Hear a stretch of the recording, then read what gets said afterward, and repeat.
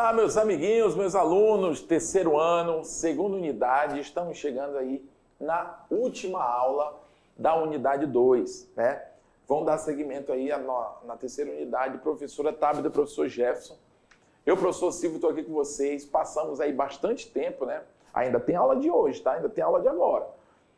Eu só estou falando aqui um pouco antes, já para a gente compreender que é o último período, né? A última aula dessa unidade. A gente, daqui a algumas aulas na frente, a gente vai voltar com a revisão, né, para avaliação de vocês.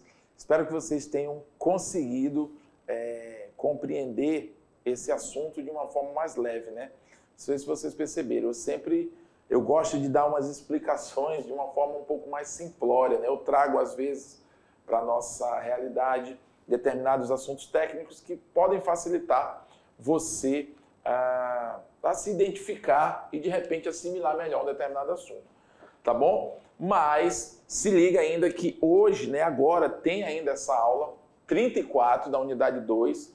Joga na tela para a gente finalizar esse conteúdo aqui com chave de ouro, né, falando sobre evolução. Vocês perceberam que a gente bateu muito, né, nessa unidade em cima do conteúdo de evolução. A gente iniciou lá em Charles Darwin, Lamarck, e foi... tem o Wallace também, que eu pedi para vocês darem uma pesquisada, né? Vocês vão entender quem é o Wallace relacionado a Charles Darwin. Lá vocês vão entender a importância desse cara também.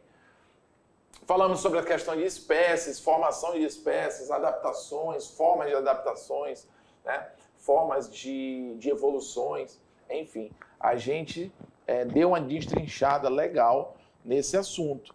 E agora a gente vai continuar e, ao mesmo tempo, finalizar esse conteúdo, né, essa unidade, com evolução de animais e falar um pouco para vocês, né, sobre a fauna de Ediacara, tá? Vocês vão entender direitinho do que se trata isso.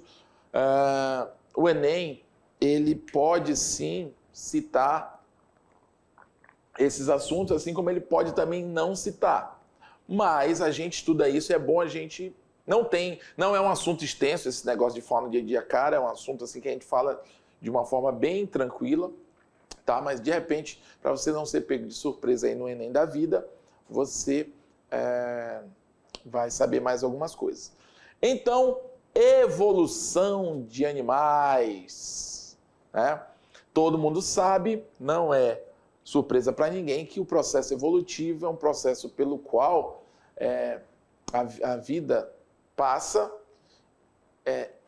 juntamente com suas transformações, visando a sua sobrevivência em determinadas épocas, né? E assim como o mundo é dinâmico, né? A superfície da Terra é dinâmica também, então esses locais de sobrevivência também com o tempo vão mudando. Então os seres que vivem nessas plataformas de continente vão se adaptando aos seus ambientes, tá bom? Então a evolução da vida na Terra é um tema que ainda hoje causa grandes discussões entre a sociedade científica.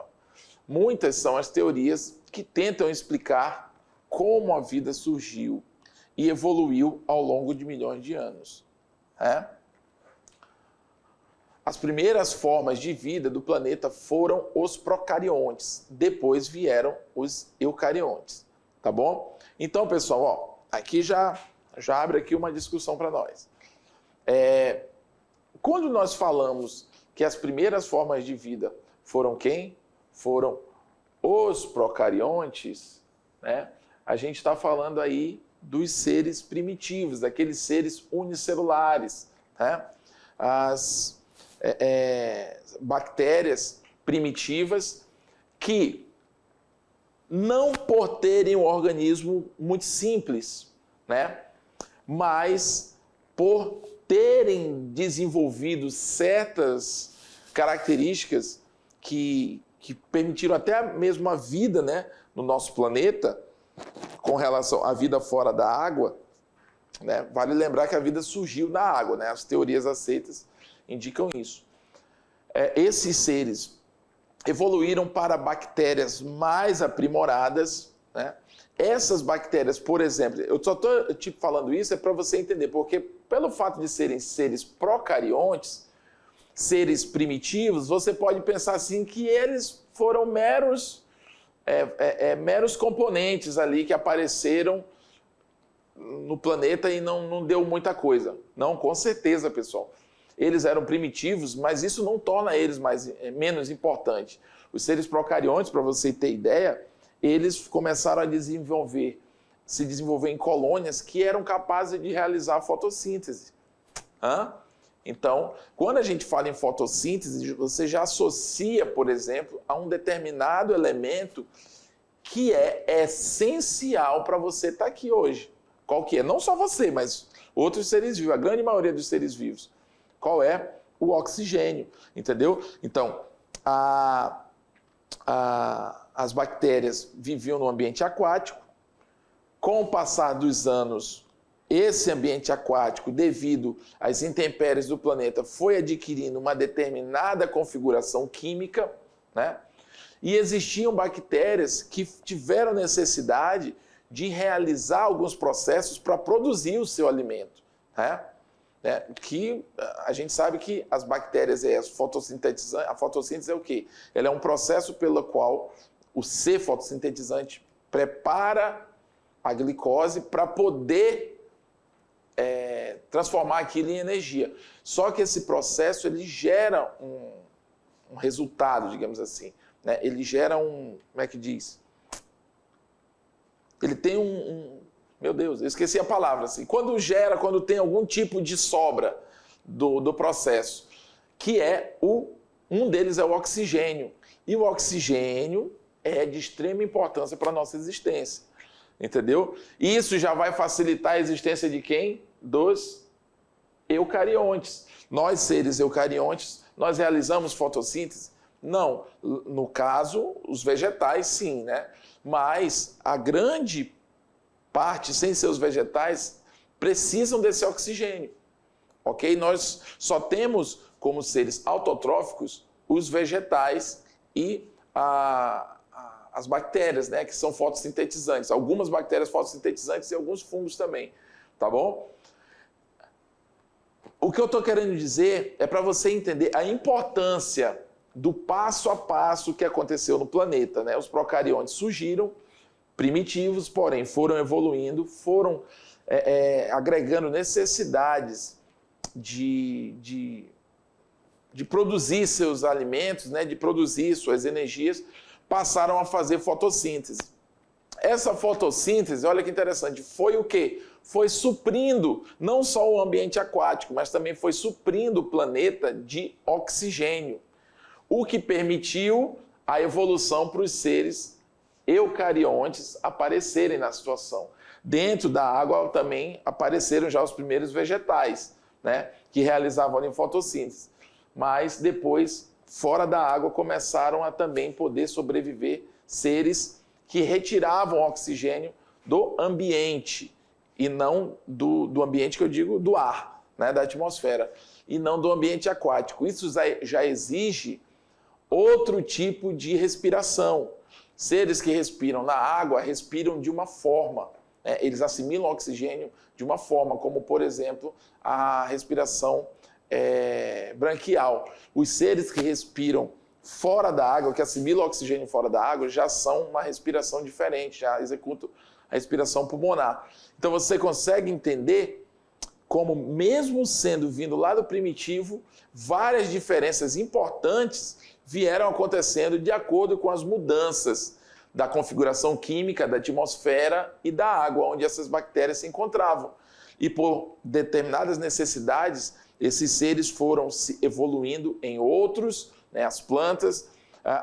Dentro da água também começaram a surgir os seres que necessitavam de oxigênio e que retiravam esse oxigênio da água, né, através daquelas bactérias que realizavam fotossíntese, e os vegetais também, que já tinham aparecido, que já começaram a aparecer depois de um tempo.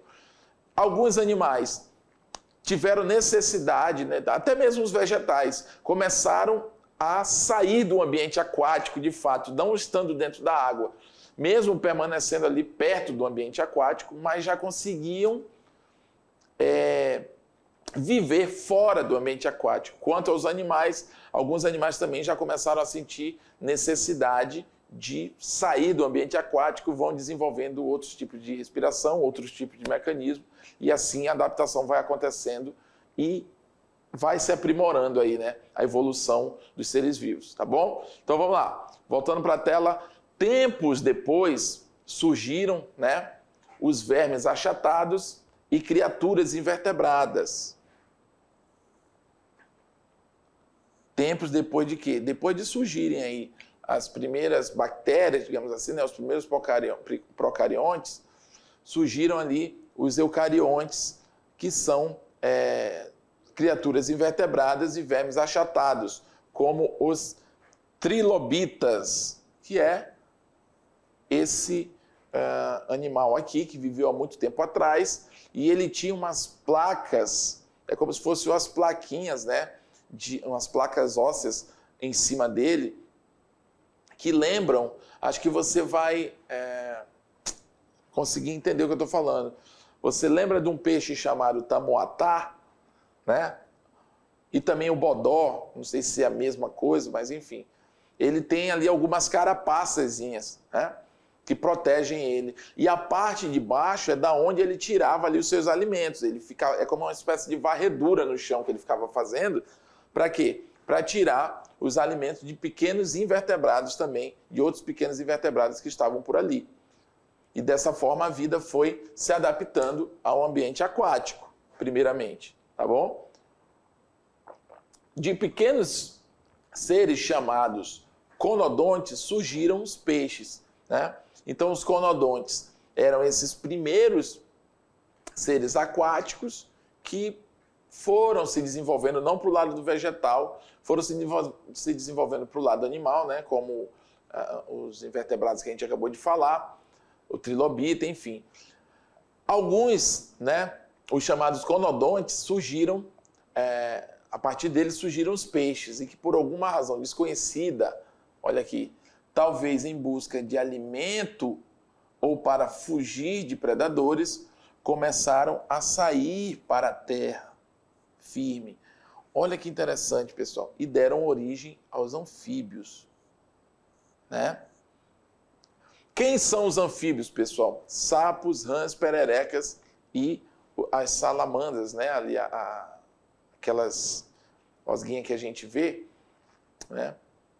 A gente tem um conhecimento já sobre isso, do estudo que a gente vem até aqui.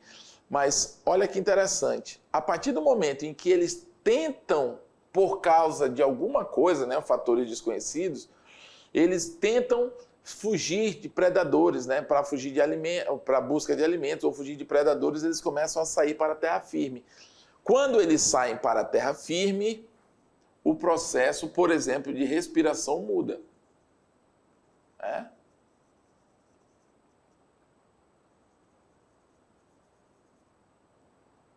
Dentro da água existe uma forma de você assimilar oxigênio. Fora da água existe outra forma. Por exemplo, você, quando está tomando um banho, tenta respirar dentro da água. Você não vai conseguir. Quando você fizer o movimento de inspiração, automaticamente o seu peito vai encher de água e não vai captar oxigênio nenhum, porque o seu mecanismo ele não está preparado para isso. Já se você fizer isso no ar, você com certeza, que é o nosso mecanismo normal de respiração, que no nosso caso é pulmonar, né? Os anfíbios também têm respiração cutânea, interessante, né? Os anfíbios eles têm 3 fases respiratórias. Eles têm fase de girino, que é a fase da respiração branquial, eles têm a fase da respiração pulmonar, quando eles estão em terra, e tem a respiração também cutânea, né, que a pele deles é tão fininha que ela consegue trocar gases com o ambiente e o organismo do indivíduo, né, do sapinho lá, ele consegue captar esse oxigênio direto pela pele, né, e eliminar o CO2. Também ele tem essa respiração chamada respiração cutânea, que, digamos, é a principal dele, não é nem a pulmonar. Quando ele está na fase adulta, não é nem a pulmonar, é a cutânea que é a outra principal, tá bom? Então, os primeiros anfíbios que surgiram há aproximadamente 360 milhões de anos já tinham membros posteriores e anteriores. E apesar de serem seres terrestres, dependiam ainda, e ainda dependem, né, da água para se reproduzir. Tá? Uma coisa também que é importante, quando fala aí nessa questão da reprodução, eu sempre falo isso nas minhas aulas, você percebe que mesmo esse ser evoluindo, ele ainda depende de quem? Da água. Para quê? Para se reproduzir. Quando a gente diz que o indivíduo depende da água para sobreviver, pessoal, não quer dizer que ele depende da questão da ingestão da água. Porque a ingestão de água, a presença de água no organismo, ela é necessária para todos os seres vivos. Quando a gente diz que o indivíduo se desprendeu da água, ele consegue viver longe da água, é no sentido de reprodução. Quando os seres necessitam da água, nesse caso aqui, ó, a gente está falando para a questão de se reproduzir. Pois os anfíbios, eu não sei se vocês lembram, eles têm aquela fecundação externa, lembra? E o desenvolvimento deles também é indireto. Né? Eles têm uma fase pequenininha, que eles vão... É uma fase de metamorfose, que eles vão passar, logo que eles eclodem do ovinho lá, eles vão caçar comida no ambiente onde eles estão. Fase de girino, respiração branquial, né? Quando eles crescem, eles conseguem sair do ambiente aquático, mas como eles têm um trato, a epiderme deles, a derme deles, a pele deles é muito frágil, eles têm ainda uma certa dependência do ambiente aquático, pois eles não podem pegar muita quentura, muito sol, né, porque eles se ressecam, isso pode danificar o corpo deles. Então eles são uma espécie de seres vivos que precisam estar perto do ambiente aquático, né? Eles precisam estar perto do ambiente aquático, tanto para a manutenção do metabolismo, né, da manutenção corpórea, quanto principalmente para a reprodução. Até porque, como eu falei, na fecundação externa, a fêmea ela deposita os ovos na água, em uma determinada parte lá da água, o macho vem, estimula a produção dessa liberação, né, estimula essa liberação por parte dela e depois ele vai lá e ejacula, digamos assim, né? Ele deposita os espermatozoides em cima desses óvulos. E essa fase de maturação desses ovos vai acontecer ali na água, ok? E quando esses ovinhos eclodem, dá origem aos girinos. Então, eles têm essa dependência. Para começar a vida deles, eles precisam estar na água, né?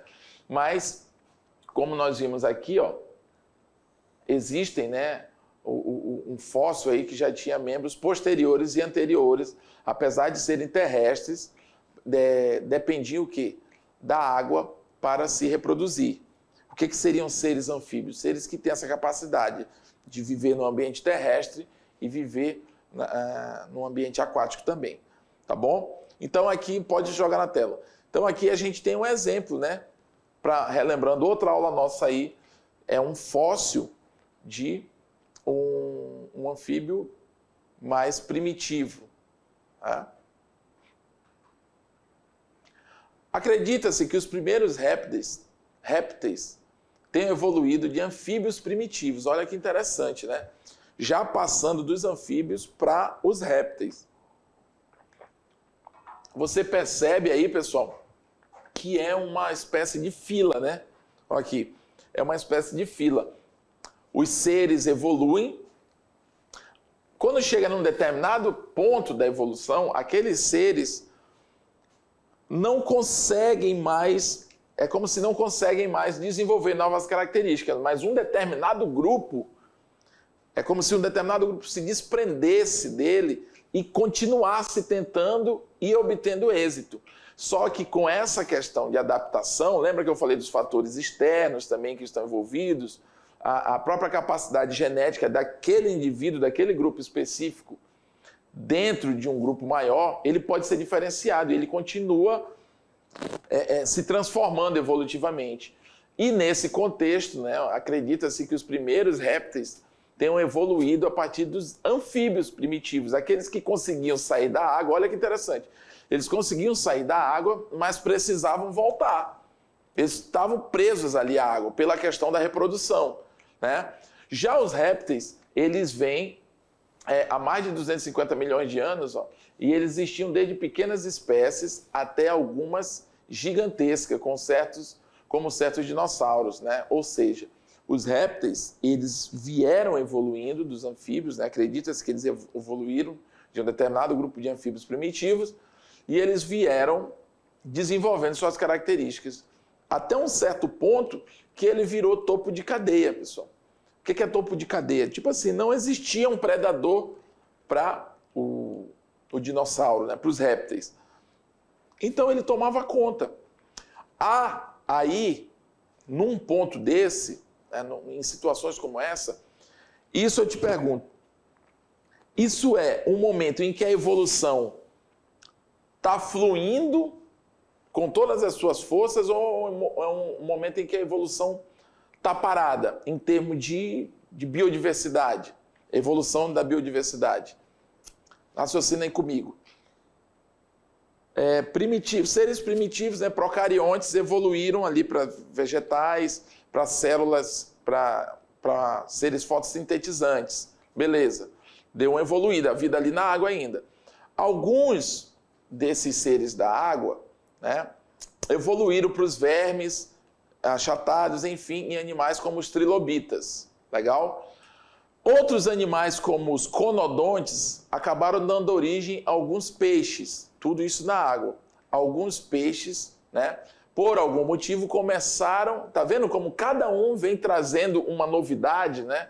Ele vem tentando uma coisa nova e assim fazendo surgir outros seres. Aí alguns peixes, por algum motivo, seja lá para fugir do predador, para conseguir alimento ou não, começaram a sair do ambiente aquático. Assim que ele começa a sair do ambiente aquático, ele começa a desenvolver mecanismos que permitam ele viver no ambiente terrestre, fora da água. O fator respiração é um deles.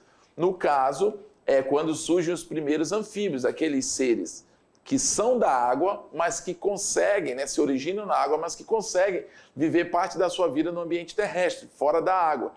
A respiração já influencia, né? Com o passar do tempo, né,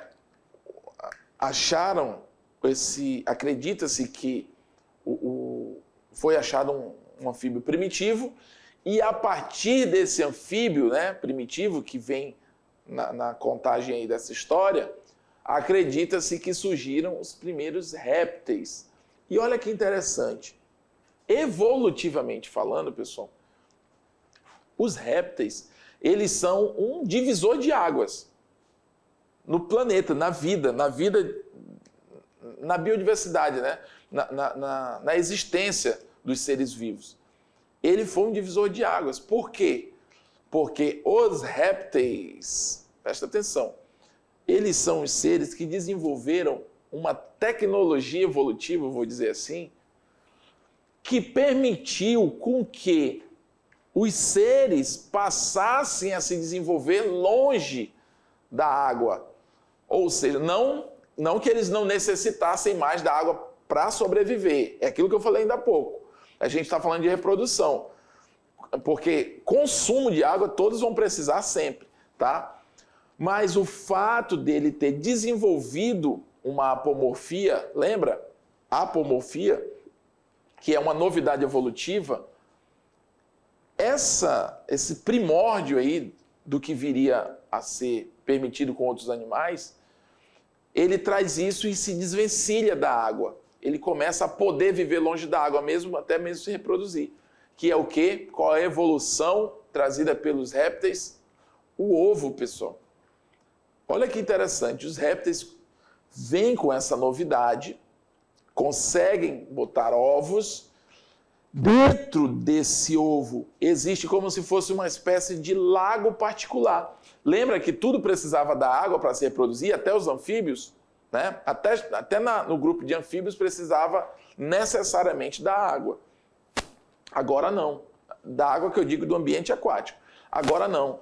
Aquela água, né, que forneceria ali os nutrientes para aqueles seres que acabaram de eclodir, enfim, agora está tudo dentro de um ovo, com todas as reservas energéticas e nutritivas a mercê daquele embrião. eu preciso estar dentro da água agora? Não. Então agora vamos mais para longe da água que a gente consegue sobreviver. A gente só vem aqui para beber água, mas a gente pode, em qualquer lugar, não é difícil achar água, né? Então a gente pode ir embora, a gente vive mais longe, a gente não depende tanto, vamos se afastar do ambiente aquático, e assim esses seres foram evoluindo, entendeu? Então a aparição dos répteis, né, a partir dos anfíbios, é uma aparição, é uma evolução importante, não só pela questão da evolução em si, em que um ser apresentou características diferentes dos outros, mas ela é importante pela contribuição do réptil, né, ou dos répteis, quanto à sua novidade, a novidade que ele conseguiu desenvolver, que foi o ovo. Tá bom? Vamos lá. Joga lá na tela. Os anfíbios evoluíram aos répteis, né, que viviam sem dependência da água. Olha o que eu acabei de falar, né? Os répteis viviam sem dependência da água, e dos répteis desenvolveram quem? Os sinapsídeos. Olha que interessante, pessoal. Ancestral de quem? Dos mamíferos. Olha que interessante. Você é um mamífero, eu sou um mamífero, um cachorro é um mamífero, um gato é um mamífero, né? Vários animais são mamíferos, ou seja, lá dos répteis vieram as nossas raízes, tá? Esses ancestrais dos mamíferos que permaneceram escondidos durante o longo reinado dos dinossauros, até se tornarem os donos do mundo. Agora, voltando aqui naquela questão. Olha que interessante, né? Os sinapsídeos, vou para esse lado aqui. Os sinapsídeos evoluíram, né? Os sinapsídeos evoluíram dos répteis. Mas os répteis continuaram ali dominando o mundo. Agora volta aquele contexto que eu acabei não concluindo. Quando os répteis estão ali sendo topo de cadeia, os dinossauros, a evolução está estagnada ou está fluindo? Ela está parada, pessoal. Por quê? Porque quando você tem um ser dominante, dificilmente as outras estão evoluindo. Não é que elas não estão evoluindo, deixa eu explicar isso melhor. Elas não conseguem desenvolver o que elas poderiam desenvolver. Agora, é claro que ali, em cada nicho, está havendo evoluções em escalas menores ali, né? Em nichos menores.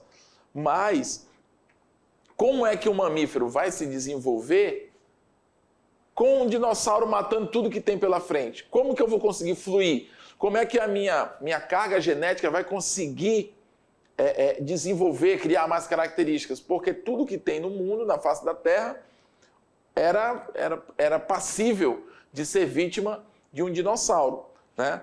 Então, esses sinapsídeos, eles só conseguem evoluir, depois que os dinossauros são retirados da jogada. Aí sim, os mamíferos vêm e conseguem aparecer. E todos os outros animais, né, todos os outros grupos, eles começam a evoluir para outras espécies dentro de seus determinados grupos, entendeu?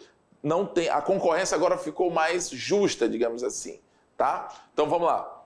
Jogando na tela. A fauna de Ediacara. Bom, a fauna de Ediacara, ela é uma biota, né? O que é biota, pessoal? É um grupo de seres vivos, né? Os fatores vivos de um determinado local. Então, a fauna de Ediacara, ela é um grupo de seres vivos, de fósseis que indicam esses seres vivos que viveram no período ediacarano, que aconteceu, claro, há muitos tempos atrás. Ela é o nome de uma região da Austrália, tá? Onde ocorrem os mais antigos fósseis de metazoários, tá? Aqueles com células organizadas e em tecidos e órgãos datados de aproximadamente 550 milhões de anos. E tem uma coisa interessante, pessoal, nesses fósseis. O que você consegue observar nesses fósseis aqui? Deixa eu aparecer junto aqui.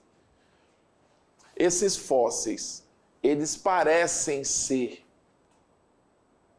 componentes físicos, que você consegue pegar eles na sua mão, ou são componentes revelados no substrato, né? Você consegue perceber essa diferença? Existem aqueles fósseis que, por exemplo, os paleontólogos pegam e montam, por exemplo, o esqueleto de alguém que eles acharam, porque tem os ossos ali, e eles vão achando e vão montando o corpo daquele indivíduo. Tanto com dinossauros, né? A gente vê isso em filmes com museus lá nos Estados Unidos. Enfim, quem assistiu Uma Noite no Museu, né? Tem ali algumas amostras de seres, de répteis, dinossauros, enfim. Aqueles fósseis que são, digamos, físicos, ele consegue pegar e montar o indivíduo. Esses fósseis aqui, não, eles são registros fósseis. Você percebe que é como se eles estivessem sido tatuados no substrato, né? Não é uma parte óssea, uma parte calcária que está aí. É só o formato deles que ficou fixado ali no determinado substrato. Isso leva a crer que a fauna de Ediacara, né, ela era toda formada por animais, por indivíduos de tecido mole, né? Leva a crer que eram seres invertebrados. Por quê? Porque não se percebe, né? Não sobrou uma parte e não se acha indícios de que aquele corpo tinha cálcio, né? Enfim, partes calcárias na sua forma, nem ósseas, tá? Então, é uma biota que ali na região da Austrália foi encontrada em um grupo em que todos eles tinham partes moles, eram constituídos de partes moles, tá bom? Vamos lá, volta para a tela. A fauna de Ediacara é um conjunto de todas as espécies de animais que viveram no período ediacarano, entre 635 a 542 milhões de anos atrás. Então, olha que interessante, pessoal. São formas de vida exóticas, né? Que remetem para a gente aí uma época muito longe, né? Muito longínqua aí na evolução. São seres muito frágeis em termos de estrutura corpórea. Nessa época, nenhum animal vivia em terra ou no ar, mas a água era um paraíso, né? A atmosfera estava rica em dióxido de carbono e as criaturas aquáticas eram primitivas e gelatinosas. Olha aqui, ó. Esse aqui é o famoso CO2, pessoal, o gás carbônico, que é um gás tóxico para a nossa sobrevivência, né? E para a sobrevivência de outros seres vivos. Então, no ar não tinha aquele oxigênio livre para ser respirado. Então, a vida ainda fluía no ambiente aquático. Vale lembrar que a vida surgiu no ambiente aquático. Com o passar do tempo, algumas bactérias foram evoluindo para algumas colônias chamadas estromatólitos, e esses estromatólitos foram realizando a fotossíntese, que eu falei no início, e suprindo, né, um ambiente com oxigênio. Mas até então a atmosfera estava rica em dióxido de carbono e as criaturas aquáticas eram primitivas, gelatinosas, né? E muitos destes sem olhos, ossos ou cérebro. Então, caracterizando aí o que a gente chama de fauna de Ediacara. Por isto, essa ocorrência fóssil está entre as mais importantes do mundo. Trata-se apenas de impressões, aquilo que eu falei, é como se ela tivesse sido revelada na rocha. Trata-se apenas de impressões nas rochas, pois estes animais não tinham partes duras, como conchas ou placas mineralizadas, né? Se você for olhar, eu vou voltar aqui rapidão, se você for olhar essas figuras, 1 e 2, você identificaria, né, com algo parecido dessa figura aqui. É aí, pessoal, que você consegue visualizar o trabalho que os paleontólogos fazem visualizar não, você consegue sentir a importância do trabalho dos paleontólogos. Por quê? Porque através de fósseis como esses aqui que a gente está vendo, é que a gente consegue ter a noção de como o ambiente aquático era antigamente. Então, automaticamente, olha aqui, ó, baseado nesses fósseis, a gente pode crer que esses seres vivos possuíam esse formato. E é assim que vai se estudando o passado da humanidade, né? Da humanidade não, né? O passado da vida no planeta, tá bom? Através dos fósseis, vão se achando determinados fósseis em determinados formatos. A partir desses esqueletos ou desses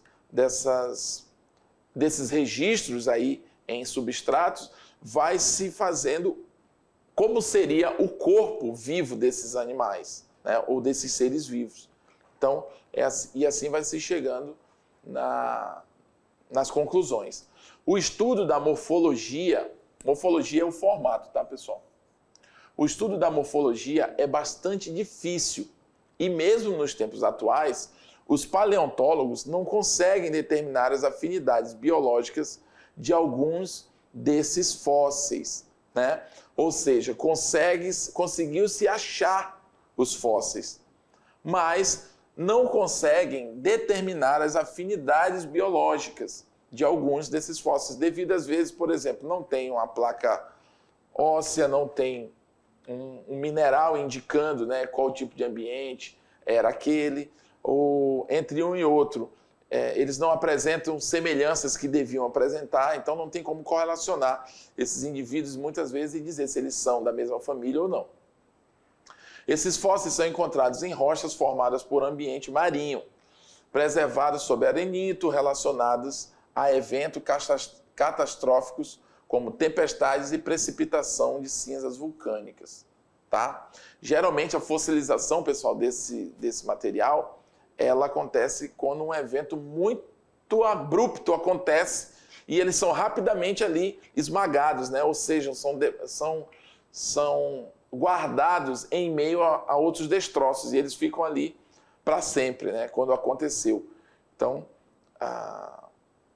os processos catastróficos naturais, eles contribuíram muito para a fossilização de muitos animais, né? Muitos seres vivos que a gente tem hoje. Então, aqui no 1 a gente tem a ciclomedusa radiata, no 2 a gente tem a parvacorina, minchame, né? Springina flodercis, ok? Dicksonia constata, são todos animais daquela época. A fauna de Ediacara não é exclusiva da Austrália, pois tem sido encontrada em cerca de 30 outras localidades por todo o planeta, incluindo o Brasil, na região de Corumbá, estado do Mato Grosso. Espécie Quimberella quadrata, o tamanho dela é 15 centímetros de comprimento. A alimentação, outros invertebrados, ela se alimenta de outros invertebrados, de 558 a 555 milhões de anos atrás. Local, Austrália e Rússia, molusco. Essa outra espécie, ó, achada aí na Austrália, Rússia, Ucrânia, e um tipo Dicksonídeo, né? Espécie Dicksonia constata. Essa outra espécie, ela é achada onde? Na Inglaterra, na Austrália, Rússia, Canadá. Encarticedes, que é a Carina mansoni. Essa daqui já é achada. Percebam que são formatos bem diferentes, né, pessoal? A preservação desses animais moles em fóssil é um fenômeno, já que as partes moles raramente se fossilizam, né? Muitas dessas criaturas extinguiram-se, enquanto outras evoluíram. Então, algumas coisas a gente não consegue explicar, né, pessoal? Só simplesmente elas foram selecionadas ao aleatório e conseguiram ali se preservar no meio de outras camadas, né, de camadas ali de solo, enfim, e conseguiram ser preservadas e achadas hoje, e a gente conhece como fauna de Ediacara, tá bom? Vamos finalizando por aqui. Vamos agora para a nossa revisão, dar uma relembrada em tudo? Vamos lá.